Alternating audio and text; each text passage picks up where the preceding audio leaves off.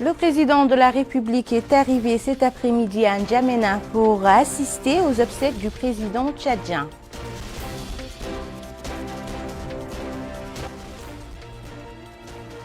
Le comité national de l'initiative pour la transparence dans les industries extractives examine le rapport dans le domaine des hydrocarbures et des mines. Lancement d'une opération de distribution de vivres au profit de 210 000 familles sur l'ensemble du territoire national. Merci de vous joindre à nous. Mesdames, Messieurs, bonsoir. Le président de la République, Mohamed Ould-Cheikh El Ghazouani, est arrivé cet après-midi à N'Djamena pour assister aux obsèques du président tchadien Idriss Déby Itno. À l'aéroport Hassan Djammous, le président de la République a été accueilli par le vice-président du Conseil militaire de la transition, le général Djimadou Tiraina. Le président de la République a passé en revue des détachements de l'armée venus rendre les honneurs avant de saluer les personnalités venues l'accueillir. Le cortège présidentiel s'est rendu par la suite vers son lieu de résidence au centre-ville de N'Djamena.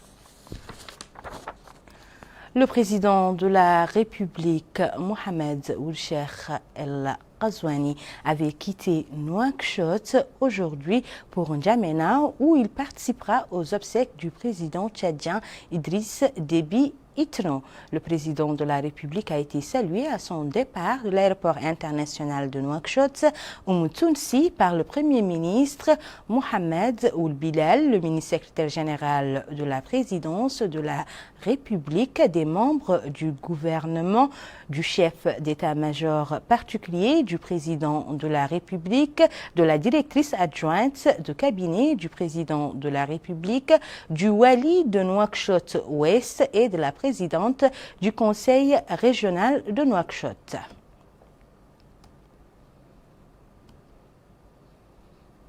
Au cours de ce voyage, le président de la République est accompagné par une importante délégation comprenant Madame Koumbaba, ministre conseillère de la présidence de la République, Monsieur Ismaël Ould-Cheikh Ahmed, ministre des Affaires étrangères, de la coopération et des Mauritaniens de l'extérieur, Monsieur Hanana Ould Sidi, ministre de la Défense nationale, Monsieur Ousmane Mamadou Kane, ministre des Affaires économiques et des secteurs productifs, Monsieur Mohamed Ahmed Ould Mohamed Lemine, directeur de cabinet du président de la République, Monsieur El Hassan Ould Ahmed, directeur général du protocole d'État.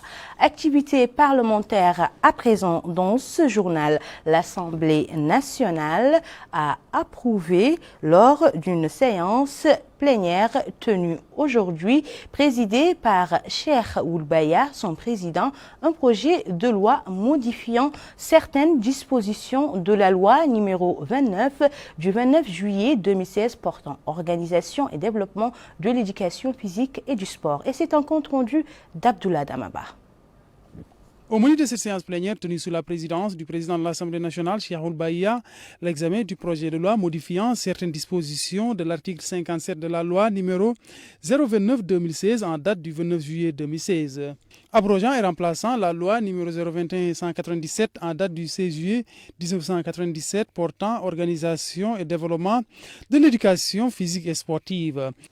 Le ministre de l'Emploi, de la Jeunesse et des Sports, Taleb Ould Ahmed, a passé en revue les objectifs visés par la modification de cette loi, précisant à ce titre que grâce à cette modification, la responsabilité de l'État et des différents acteurs et l'adaptation des différentes infrastructures sportives aux normes internationales par les différentes disciplines sportives seront délimitées.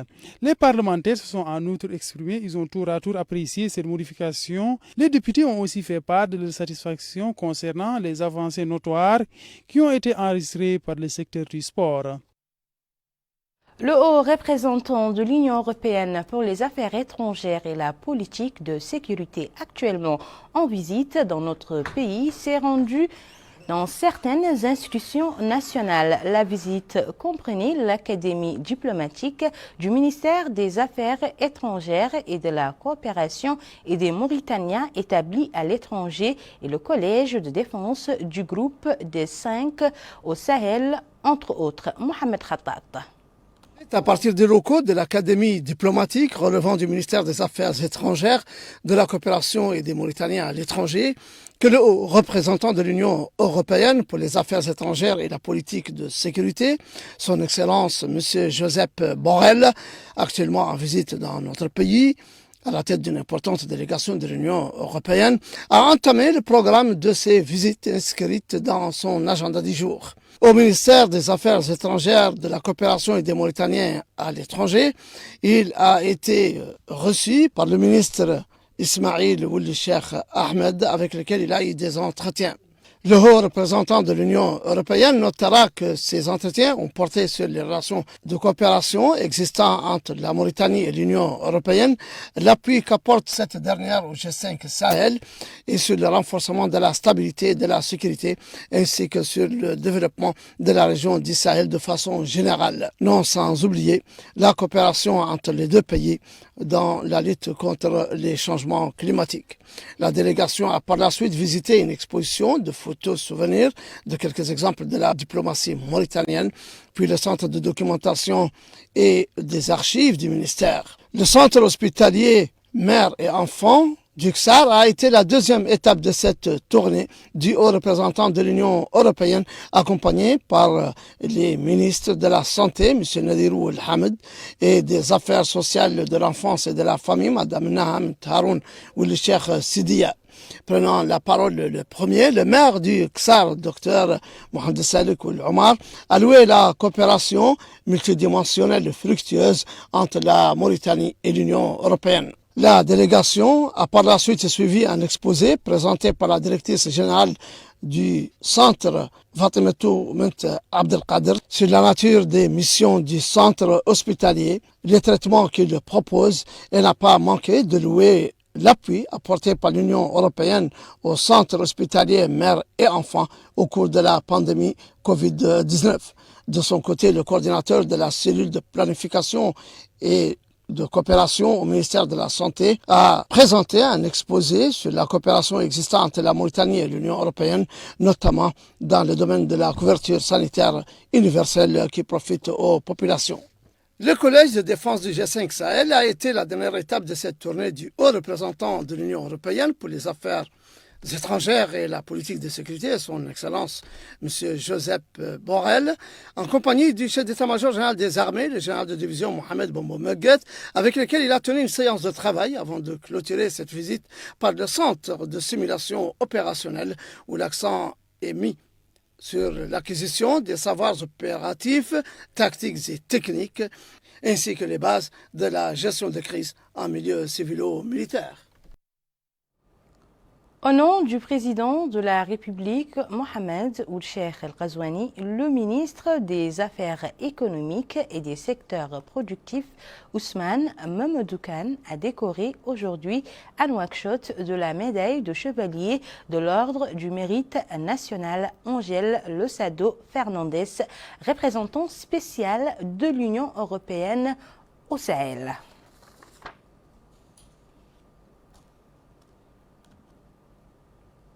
À cette occasion, le représentant spécial de l'Union européenne au Sahel a fait la déclaration suivante que je vous propose d'écouter. C'est avec émotion et en sentant un grand honneur que je reçois cette médaille qui pour moi représente énormément, et je voudrais, à travers vous, Monsieur le Ministre, remercier très profondément Son Excellence le Président pour m'avoir donné cette médaille qui représente énormément, qui, vous savez, près du cœur, c'est là où on le met. Depuis le début de mes fonctions, tant comme représentant espagnol de l'Espagne pour le Sahel, et après pour l'Union européenne, presque 8 ans, j'ai toujours eu dans la Mauritanie un point fort, une attache très forte, pour des raisons historiques, pour des raisons culturelles, mais également pour des raisons de fête. C'est toujours un pays qui m'a énormément appuyé. C'est un pays qui m'a aidé dans ma tâche qui est compliquée, qui va finir dans quelques jours. Le 30 juin, je finirai mes fonctions, mon mandat, mon 5e mandat avec l'Union européenne. Mais la Mauritanie a toujours représenté un pays essentiel dans mon travail. C'est vous qui avez lancé le G5. J'ai énormément travaillé pour le G5. Aujourd'hui, il faut renforcer ce G5. Et nous avons entendu le président hier, son Excellence le Président, comment il veut aller dans cette voie. Et en plus, c'est un grand honneur pour moi, parce que c'est juste avec une visite de son Excellence, le haut représentant de l'Union européenne, que vous me faites cet honneur, ce qui me touche encore doublement. Je voudrais de nouveau réitérer tous mes remerciements et toute mon admiration pour ce que vous avez fait, pour ce que la Mauritanie a fait, comme l'a dit le haut représentant, dans toutes les questions qui sont très sensibles, comme la question des droits de l'homme, comme la question de la lutte contre la corruption, comme des questions délicates, mais également tous les efforts que vous avez faits du point de vue politique pour aider à la stabilisation et à la paix dans la région. Merci encore une fois, de fond du cœur, merci à la Mauritanie, merci à vous, Monsieur le Ministre, au gouvernement et bien sûr à son Excellence, Monsieur le Président.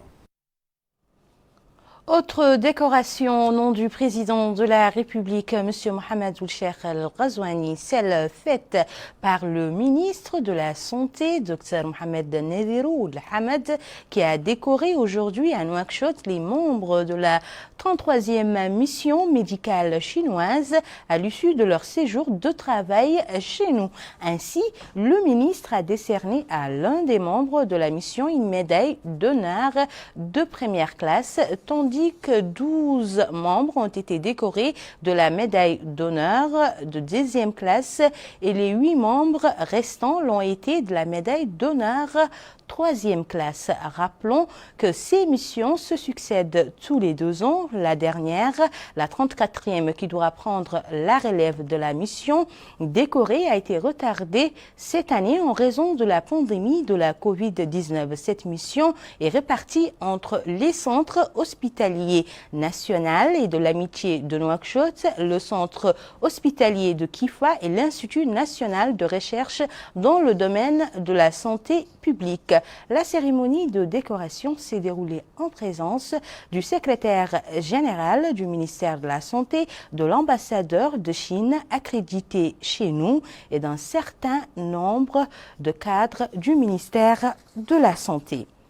Je vous le disais donc en titre, le Comité national de l'initiative pour la transparence dans les industries extractives a examiné ce matin dans la capitale Nouakchott la présentation du rapport dans le domaine des hydrocarbures et des mines. C'était lors d'une réunion ouverte organisée par le comité sous le haut patronage du Premier ministre et en présence des représentants des partenaires techniques et financiers de notre pays, des acteurs de l'initiative de transparence et des membres d'organisations de la société civile intéressés par le domaine. Et c'est un reportage de Bokar Baylaba.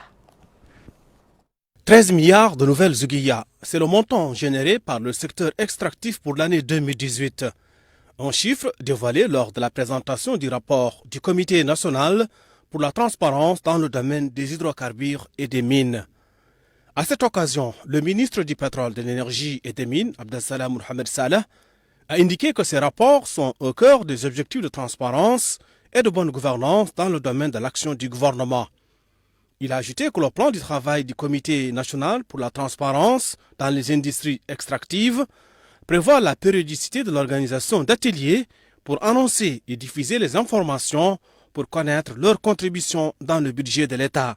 Il a expliqué que fournir des données et les diffuser au grand public et aux spécialistes est l'un des aspects appliqués dans le programme du président de la République. Le secteur extractif constitue le principal contributeur dans les exportations de la Mauritanie, avec toutefois une contribution moindre dans les revenus. L'élaboration de ces rapports constitue un acquis majeur sur la voie de la consolidation des règles de bonne gouvernance et de transparence dans le secteur extractif. Les revenus extractifs contribuent au budget de l'État et à la création des emplois. Le rapportage classique a certes des inconvénients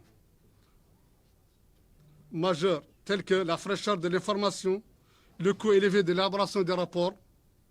Soucieux de ces inconvénients, Le comité national, en collaboration avec la coopération allemande, a opté pour l'intégration systématique des données ITE au système du gouvernement.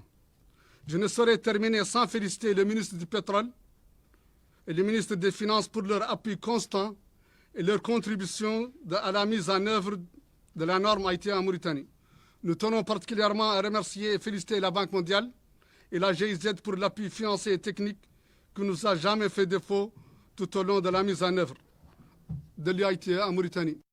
Dans ce contexte, le programme Bonne Gouvernance de la coopération allemande réitère son appui à la Mauritanie dans ses efforts de gestion des industries extractives. La Mauritanie est actuellement l'un des pionniers mondiaux du mainstreaming. Cet esprit et cette capacité d'innovation ont déjà été observés avec beaucoup d'attention par le secrétaire international de l'IT depuis 2017 et aideront donc certainement la Mauritanie à passer avec succès les évaluations futures. La coopération technique allemande a toujours soutenu le comité national dans sa stratégie de digitalisation, notamment, comme déjà évoqué, par le déploiement d'un assistant technique Digital Ambassador. Pour rappel, l'initiative pour la transparence dans les industries extractives est une initiative d'envergure mondiale lancée en 2002 visant à promouvoir une meilleure gouvernance dans les pays riches en ressources naturelles. La norme ITIE exige la publication d'informations sur l'ensemble de la chaîne de valeur des industries extractives, depuis le point d'extraction des ressources naturelles jusqu'à la manière dont les revenus parviennent au gouvernement et profitent à la population. La ministre du Commerce, de l'Industrie et du Tourisme, Mme Naha Bint Hamdi Ould Mouknes, a effectué aujourd'hui une visite d'information aux différents points de vente des denrées alimentaires aux citoyens à des prix subventionnés, et ce dans le cadre de l'opération Ramadan 1442 que le département réalise chaque année au mois béni du Ramadan. Mohamed Khattat. La ministre du Commerce, de l'Industrie et du Tourisme, Mme Naha Bint Hamdi Ould Mouknes, s'est rendue ce matin dans différents points de vente de l'opération Ramadan, fournissant aux citoyens en général et aux personnes à faible revenu en particulier les denrées alimentaires de consommation courante au cours du mois béni du Ramadan à des prix réduits. Ici, la ministre s'est enquise du déroulement des opérations de vente, écoutant des explications sur les procédures de cession des produits avant de visiter les stocks, en savoir davantage sur leur état de conservation ainsi que les quantités dédiées à ces points de vente. La ministre a insisté sur la transparence et l'équité dans cette opération Ramadan, de sorte à profiter à tous les citoyens, en particulier les plus nécessiteux. Elle a indiqué que le ministère travaille avec les départements participants dans cette opération pour assurer l'approvisionnement des produits de vente afin d'assurer le succès de l'opération Ramadan 2021. Nous avons, dit-elle, effectué ces visites pour nous rassurer que tout va comme prévu et surtout que les points de vente à bon prix profitent aux plus vulnérables et aux plus nécessiteux dans les 3 wilayas de Nouakchott. Et pour la première fois, cette opération touche les populations de l'intérieur. Il y a 12 points de vente à Nouakchott et 2 à Nouadhibou. Et dans chaque chef-lieu de wilaya, il y a un point de vente de ces produits de consommation.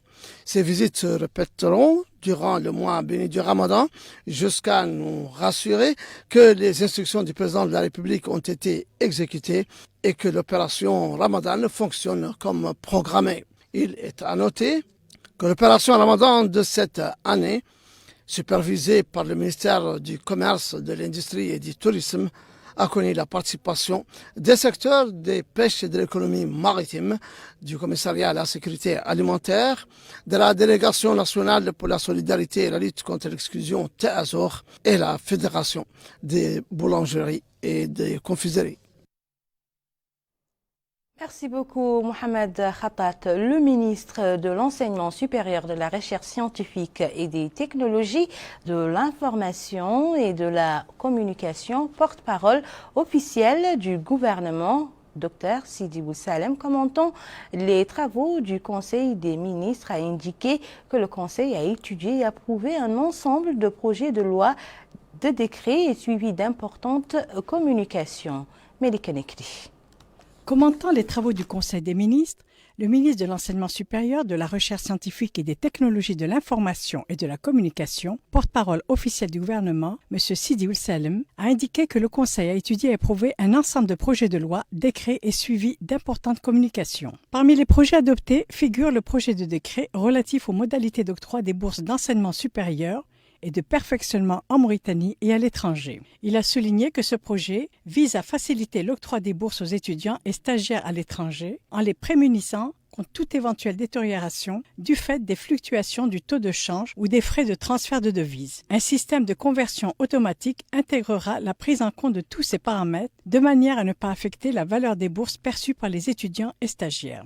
M. Sidi Ould-Salem a assuré que le gouvernement a pris toutes les mesures appropriées grâce à un travail conjoint entre le ministère des Finances et le département de l'enseignement supérieur, de la recherche scientifique et des technologies de l'information et de la communication, permettant désormais le versement régulier et à temps des bourses. Pour sa part, le ministre du Développement rural, M. Di Ould-Zeyn, a commenté le projet de décret portant création d'un établissement public à caractère industriel et commercial, dénommé la Mauritanienne des produits de l'élevage, précisant que cet établissement sera en charge de la réalisation des infrastructures permettant une valorisation des produits, sous-produits et dérivés du secteur de l'élevage. Il a indiqué que le président de la République a donné ses instructions au gouvernement lors de la réunion du Conseil des ministres qui a suivi la foire à Timbedra, instructions faites dans le sens d'une accélération du rythme des travaux dans ce domaine. C'est dans cette perspective et en réponse aux engagements pris par le président de la République, a-t-il dit, qu'un fonds d'investissement pour la promotion des ressources animales a justement été créé et qu'un établissement vient de l'être et bientôt suivi par la création d'un autre établissement.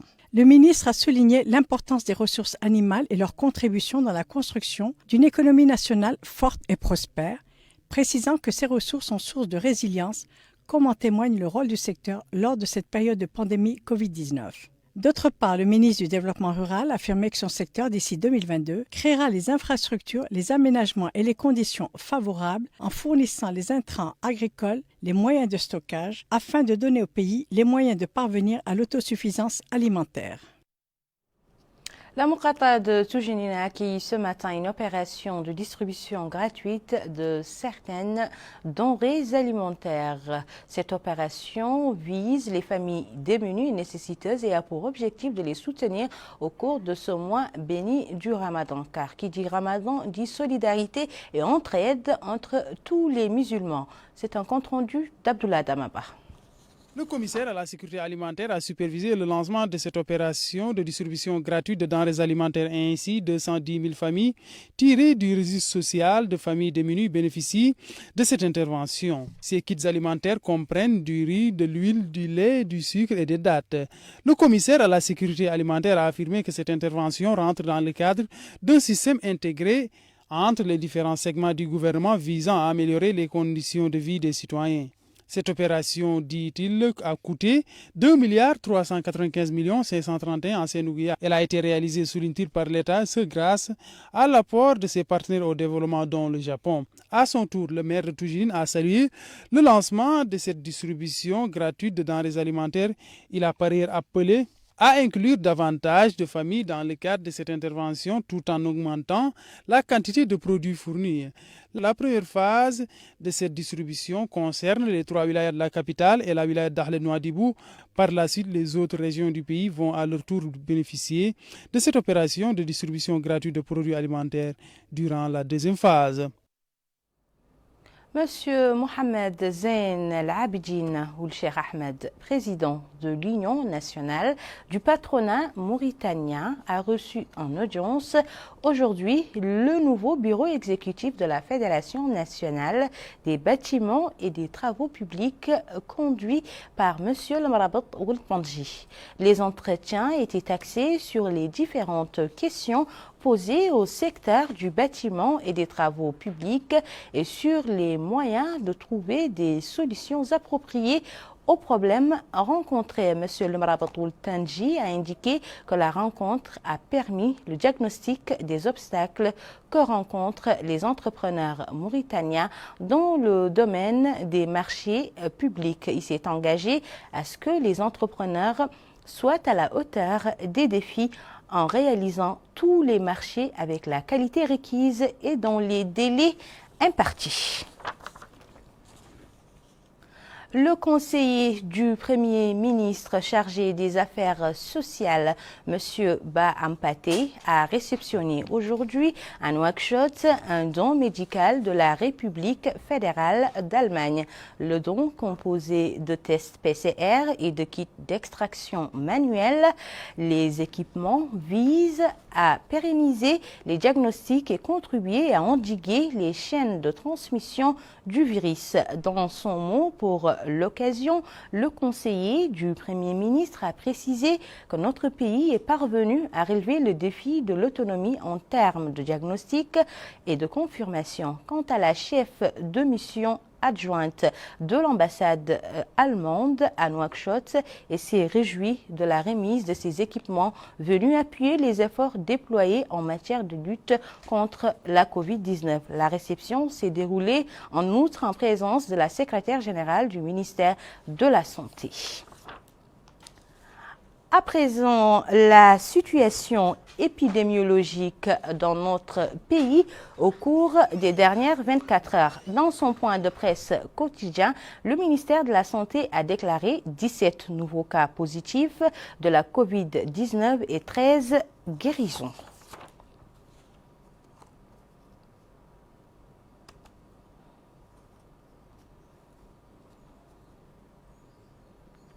Au cours de son point de presse hebdomadaire sur la situation de la pandémie du coronavirus dans notre pays, le directeur de l'information stratégique et de la surveillance épidémiologique est revenu sur les chiffres à l'appui sur l'évolution des données, notamment le nombre de cas de contamination, de guérison et de décès. Écoutons-le.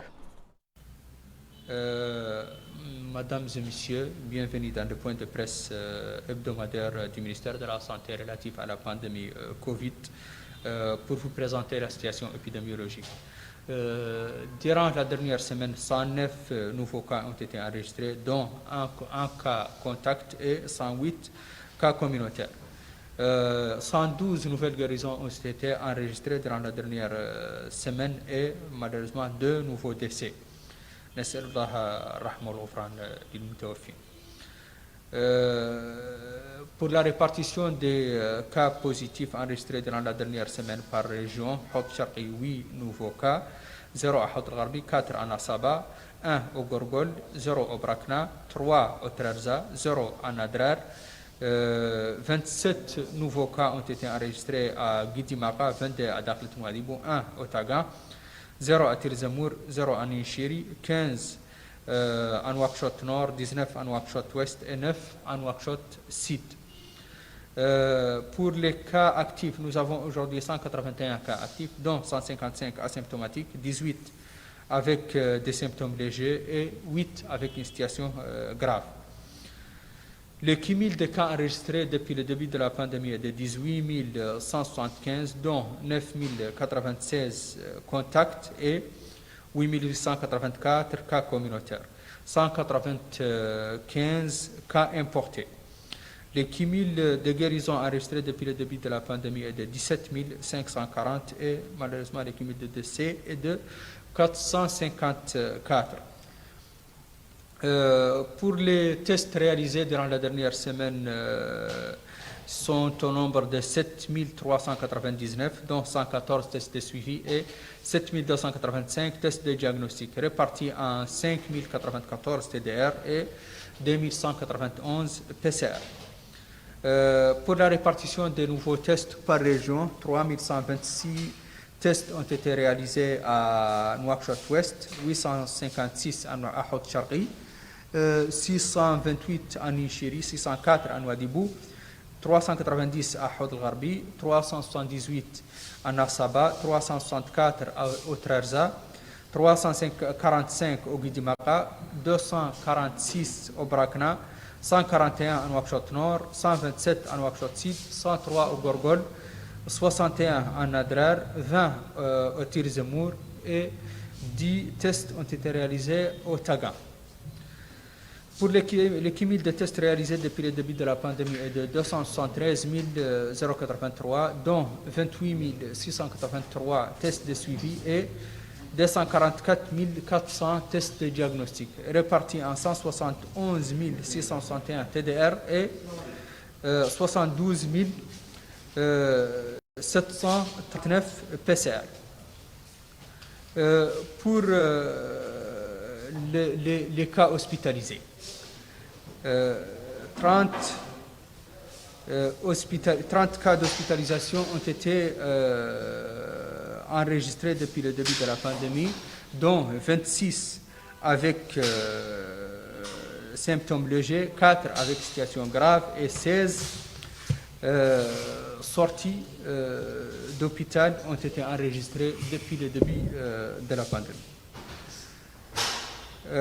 Pour la répartition des hospitalisés par hôpital, dans le centre hospitalier des spécialités à Nouadhibou, 3 hospitalisés, centre hospitalier de Selibabi 3, centre hospitalier de Tijikja 1, centre national de cardiologie 2 hospitalisés, dont 1 grave. Centre hospitalier de l'Amitié 2 hospitalisés, centre hospitalier des spécialités à Nouakchott 4 hospitalisés, dont 3 graves. Centre national hospitalier national 8 hospitalisés, dont 4 graves. Et pour l'hôpital Cheikh Zayed, 3 hospitalisés au niveau de l'hôpital Cheikh Zayed. Donc au total 26 hospitalisés, dont 8 graves et 18 avec situation simple.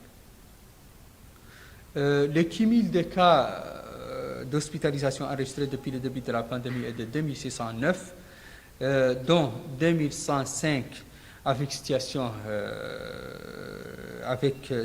légère et 504 avec situation grave. Les sorties d'hôpital enregistrées depuis le début de la pandémie sont au nombre de 2417. Pour la situation de la vaccination, la vaccination a débuté depuis plusieurs semaines et seulement la semaine passée au niveau des régions de l'intérieur. Pour la répartition, au total 8082 ont reçu la première dose et 796 ont reçu la première et la deuxième dose. Pour leur répartition, en Nouakchott Nord, 667 pour la première dose et 127 pour les 2 doses. 6000 au niveau de Nouakchott Ouest, 6162 pour la première dose et 560 pour les 2 doses. Pour le Nouakchott Sud, 926 pour la première dose et 109 pour les 2 doses.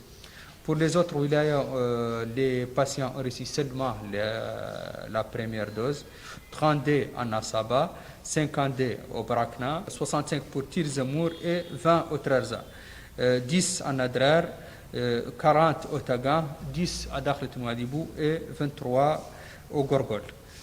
Pour les manifestations post-vaccinales, les manifestations indésirables, 0 manifestations graves et 17 manifestations mineures ont été enregistrées depuis le début de l'opération de la vaccination. Je vous remercie. La conférence religieuse, qui est devenue une tradition quotidienne au cours du mois béni du Ramadan, a été animée aujourd'hui par l'érudit Mohamed El-Mokhtar ou l'Ahmed Oul Mbal. L'érudit s'est longuement apaisanti sur les règles qui régissent le mariage, les devoirs des conjoints et leurs obligations. Quant au cardiologue Iman Oul Abdelkader, il a développé devant l'assistance les maladies cardiovasculaires, leurs causes, leurs soins et les meilleurs moyens de les éviter. Le chef d'état-major de la gendarmerie nationale, le général Abdallahi Ould Ahmed Aïcha, a effectué aujourd'hui une visite d'information dans des structures relevant de son secteur, notamment l'école de gendarmerie nationale et le bataillon de la gendarmerie nationale à Rosso, chef-lieu de la wilaya du Trarza. Bokar Baylaba. À son arrivée à l'école de gendarmerie nationale et le bataillon de la gendarmerie nationale à Rosso, le chef d'état-major de la gendarmerie nationale, le général Abdallahi Ould Ahmed Aïcha, a été accueilli par le directeur de l'établissement, entouré d'autres responsables de cette structure, dont la vocation est de former des gendarmes avec professionnalisme. Autre acte, c'est cette supervision de passation de service entre le nouveau commandant de l'école, le colonel Ahmed El-Cheikh, et son prédécesseur, le colonel Ahmed El-Eid. Puis le chef d'état-major de la gendarmerie nationale, le général Abdallahi Ould Ahmed Aïcha, s'est rendu dans les diverses salles de cours et de conférences, ainsi que les bâtiments administratifs. Sur place, il a été édifié sur le fonctionnement de ces différentes installations. Par ailleurs, le chef d'état-major de la gendarmerie nationale s'est informé sur les efforts des éléments de la gendarmerie opérant sur le fleuve Sénégal et leur contribution dans la sécurisation du transport fluvial. À Ayoun, capitale du Houd el-Gharbi, le Wali a donné aujourd'hui au centre hospitalier régional d'Ayoun le lancement de la campagne de vaccination contre le coronavirus au niveau de la wilaya. La campagne cible le personnel médical, les personnes âgées de plus de 70 ans, les personnes souffrant de maladies chroniques de plus de 40 ans et toute autre atteinte d'une maladie rénale. Et c'est un reportage d'Amin Ahmed Khalil. La première dose du vaccin du Covid-19 a été réservée au Wali du Houd el-Gharbi. Elle a marqué le coup d'envoi de la campagne de vaccination contre le coronavirus dans la wilaya. Le Wali a ensuite exhorté les populations du Houd el-Gharbi à se diriger vers le centre hospitalier d'Ayoun pour se faire vacciner sans retarder. Mohamed El-Mokhtar Ould-Abdi a affirmé que le vaccin mis à disposition par les autorités publiques est un vaccin international dont l'efficacité a été prouvée à une échelle mondiale et qu'il a été importé afin d'encercler la pandémie. Plus de 1000 doses du vaccin sont réservées aux populations du Houd el-Gharbi. Les bénéficiaires de ces doses seront, dans un premier temps, les personnes vivant avec des maladies chroniques et les personnes âgées. Le directeur régional de la santé de la wilaya du Houd el-Gharbi a affirmé que tout le personnel de santé a reçu une formation préalable au lancement de la campagne et que les concernés ont enregistré les personnes âgées de plus de 70 ans ainsi que les personnes atteintes de maladies chroniques, d'insuffisance rénale et tout le personnel de santé. Un total de 1380 doses du vaccin a été mobilisé à cet effet. Un staff de santé préparé, qui a été formé sur le terrain pour lutter contre le coronavirus, reçoit les citoyens désireux de recevoir leur vaccin lors de cette première phase de vaccination. Ce matin, les locaux de la wilaya du Gorgol ont abrité la première réunion du comité régional de gestion des crises dans le but de passer en revue les résultats de l'enquête menée par la Commission générale de la sécurité civile et de la gestion des crises. La réunion a été supervisée par le wali adjoint du Gorgol et s'est déroulée en présence de plusieurs chefs de service et des éléments de l'armée nationale.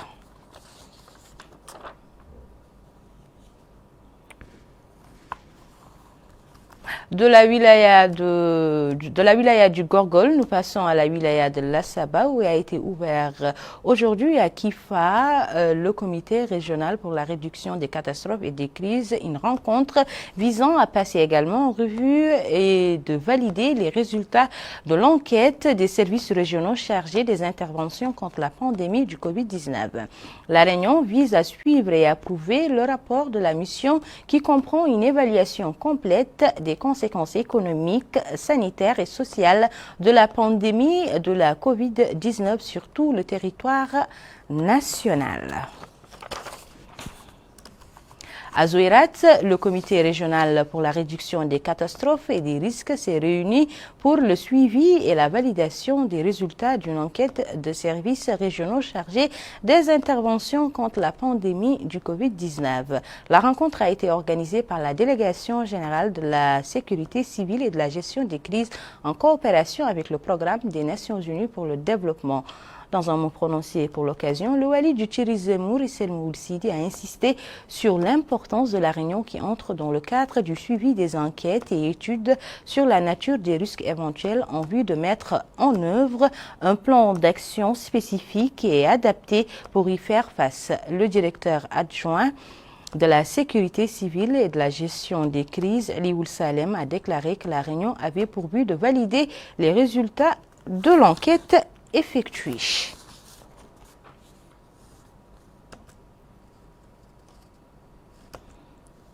Les villes du pays se ressemblent la nuit.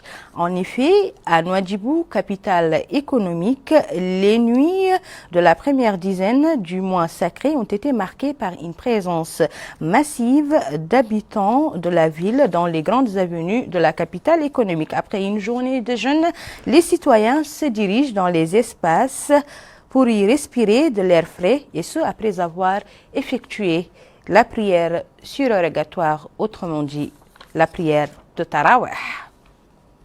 Et toujours dans le cadre des nuits ramadanesques dans nos villes de l'intérieur, les habitants de Néma s'adonnent quant à eux à la marche comme sport après chaque rupture de jeûne. Les rues de la capitale du Hod Sharqi ne désemplissent pas pendant les heures de la nuit.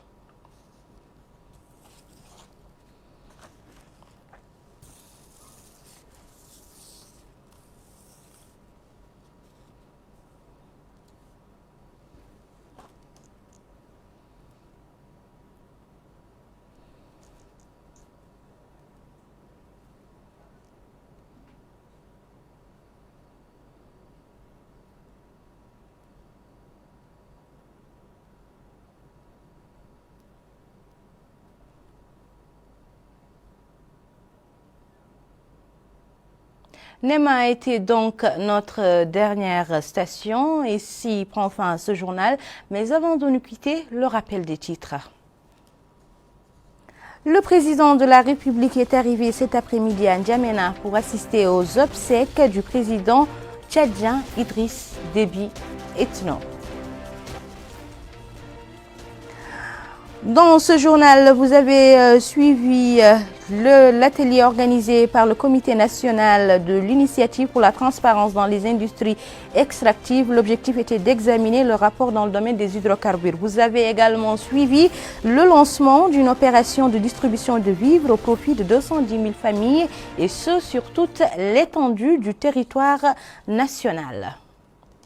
Où que vous soyez, c'était un réel plaisir pour moi de partager avec vous ces moments d'information. Le JTF revient demain soir et selon le planning de service, vous serez en compagnie du doyen Yedali Hassan. Quant à moi, je vous donne rendez-vous dimanche prochain, Inch'Allah. D'ici là, portez-vous bien.